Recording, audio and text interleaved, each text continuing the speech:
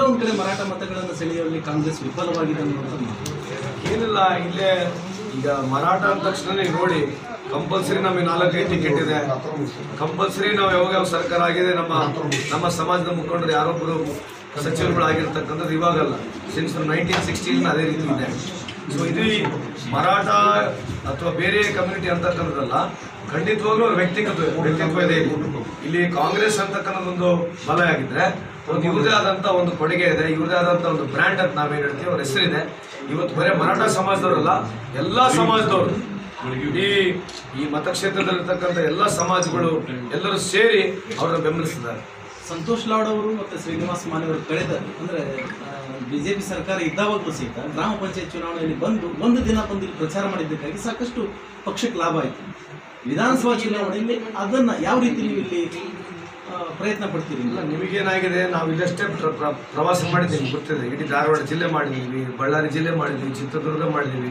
ಚುನಾವಣೆ ಬಂದ ಸಂದರ್ಭದಲ್ಲಿ ಎಲ್ಲ ಮತಕ್ಷೇತ್ರದಲ್ಲಿ ಎಲ್ಲ ನಾವು ಇನ್ಕ್ಲೂಡಿಂಗ್ ನಮ್ಮ ಮತಕ್ಷೇತ್ರಗಳು ತಿರುಗಾಡ್ತೀವಿ. ಅದು ಅವಾಗ ಏನಂತಂದರೆ ವಿಶೇಷವಾಗಿ ನಮಗೆ ಪಾರ್ಟಿ ಈ ಭಾಗದಲ್ಲಿ ನಮಗೆ ಆ ಜವಾಬ್ದಾರಿಯನ್ನು ಕೊಟ್ಟು ಈ ತಾಲೂಕಿಗೆ ತಿರುಗಲಿಕ್ಕೆ ಹೇಳಿದ್ರು ಬಂದಿದ್ದೇವೆ. ಅದಕ್ಕೇನು ಪರ್ಟಿಕ್ಯುಲರ್ ಆಗಿ ಅದಕ್ಕಾಗಿ ಬಂದೀವಂತಲ್ಲ. ಇವತ್ತು ಮತ್ತೆ BS ಪಾಟೀಲ್ ಸಾಹೇಬ್ರ ಪ್ರಚಾರಕ್ಕೆ ಬಂದೀವಿ.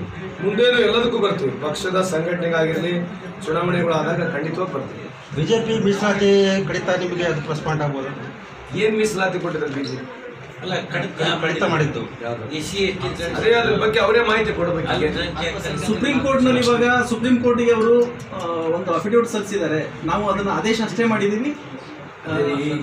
ಯಾವುದೇ ಒಂದು ಮೀಸಲಾತಿ ಆಗ್ಬೇಕಂದ್ರೆ ಅದಕ್ಕೆ ಶೆಡ್ಯೂಲ್ 9 ಆಗಿ ಬರಬೇಕು ಅನ್ನೋದು ಎಲ್ಲರಿಗೂ ಗೊತ್ತಿದೆ.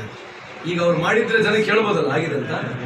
ಇಲ್ಲ ಸರ್, ಅದನ್ನೇ ಪ್ರಚಾರ ತಗೋತಾ ಇದ್ದಾರೆ. ಅದೇ ಪ್ರಚಾರ ತಗೊಳ್ತಾ ಇದ್ದಾರೆ, ಅದೇ ಸುಳ್ಳು ಪ್ರಚಾರ. ಮತ್ತು ಬಿಜೆಪಿ ಅನ್ನೋದೇ ಸುಳ್ಳು ಪ್ರಚಾರ ಅಲ್ಲ. ಬಿಜೆಪಿ ಅನ್ನೋದು ಅದು ಸುಮ್ಮನೆ ಸುಳ್ಳು ಹೇಳಲಿಕ್ಕೆ ಇರತಕ್ಕಂಥ ಪಾರ್ಟಿ. ಅದಕ್ಕೇನಾಗಿದೆ ಅಂತಂದ್ರೆ, ಇವತ್ತು ನೀವು ಒಪ್ತಿರೋ ಇಲ್ಲೋ, ನಮ್ಮ ಕರ್ನಾಟಕದಲ್ಲಿ ಇರ್ತಕ್ಕಂಥ ಚಾನಲ್ಗಳು ಪಾಪ ನಮಗೆ ಸ್ವಲ್ಪ ಸಪೋರ್ಟ್ ಮಾಡ್ತಾವೆ. ನ್ಯಾಷನಲ್ ಚಾನಲ್ಗಳೆಲ್ಲ ಅವ್ರ ಪರನೇ ಇದರಿಂದ ಜನರಿಗೆ ಇವತ್ತು ಯಾವ ಸುದ್ದಿ ಮುಟ್ತಂತ ಹೇಳ್ರಿ. ಇವತ್ತು 25 ಲಕ್ಷ ಕೋಟಿ ಏನು ಉದ್ದಿಮೆದಾರದ್ದು NP ಆಗಿದೆ, ಅದನ್ನ ವೇ ಆಫ್ ಮಾಡಿದ್ದಾರೆ. ಅದ್ರ ಬಗ್ಗೆ ಚರ್ಚೆ ಅಲ್ಲ, ಅದ್ರ ಬಗ್ಗೆ ಚರ್ಚೆ ಇದೆಯಾ?